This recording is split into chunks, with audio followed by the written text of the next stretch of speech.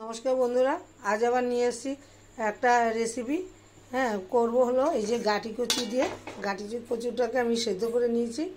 দেবো হলো জিরা ফোড়ন দেবো, জিরা তেজপাতা শুকনো লঙ্কা ফোড়ন দেবো। দিয়ে তারপর কি মশলা দিচ্ছি করবো হলো কাতলা মাছ দিয়ে এই যে জিরা ফোড়ন দেবো।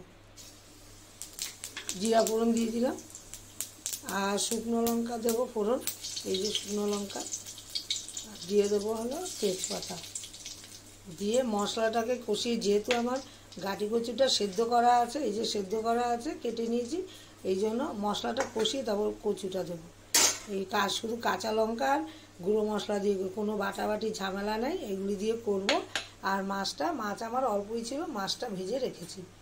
তারপর মশলাটা দিয়ে দেখাচ্ছি। পেঁয়াজটা আমার ভাজা হয়ে গেছে, ফোড়ন দিয়ে পেঁয়াজ দিয়ে দিয়েছি। আর এখন এগুলি দিয়ে কাঁচা লঙ্কা শুধু সেই গুঁড়ো মশলা দিয়ে একটু জল দিয়ে দেবো।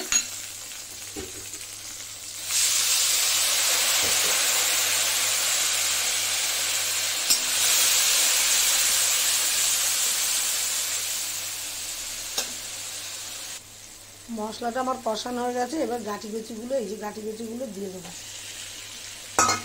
গাটি কচুগুলো তো সেদ্ধই করা আছে, এই জন্য বেশি ইয়ে করতে হবে না। এদিক ওদিক নেড়ে চেড়ে যতটুকু ঝোল লাগবে ততটুকু আমি ঝোল দিয়ে দেবো।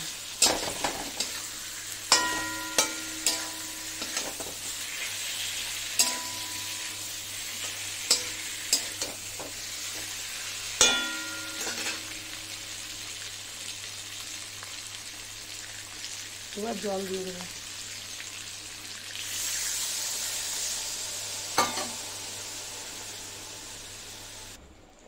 আমার মাছের ঝোলটা ফুটে উঠেছে, এই যে দেখুন কালার। শুধু গুঁড়ো মশলা দিয়ে করেছি, চটজলদি কীভাবে করা যায় সেটাই দেখালাম।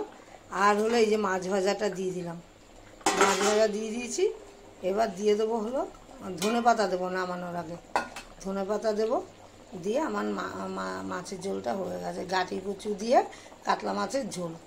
আর কোনো মশলা দিইনি, শুধু জিরার গুঁড়া, নুন, হলুদ, রেড চিলি। যেহেতু আমি কাঁচা লঙ্কা দিয়ে করি, এর জন্য একটু কালারের জন্য রেড চিলি দিই। আমার মতো একবার করে এরকম করে খেতে পারেন, ভালোই লাগবে। আমার তো ভালো লাগে, আর আপনাদেরও ভালো লাগে। একবার করবেন আমার মতো। ভালো লাগলে লাইক, শেয়ার, কমেন্ট করবেন, সাবস্ক্রাইব করতে একদমই ভুলবেন না। সবাই সুস্থ থাকেন, ভালো থাকেন। আমিও ভালো থাকলে নতুন নতুন রান্না দেবো, কীভাবে চটজলদি করতে হয় সেটা দেখাবো।